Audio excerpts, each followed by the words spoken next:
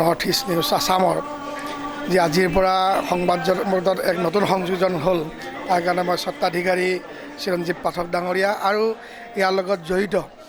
সকলো ব্যক্তি আৰু জড়িত হ'বলগীয়া কাৰণ আজিৰ পৰা আৰম্ভণি হৈছে যদি নিশ্চয় আৰু বহু লোক জড়িত হ'ব এই সকলোকে মোৰ আন্তৰিক অভিনন্দন জ্ঞাপন কৰিছোঁ।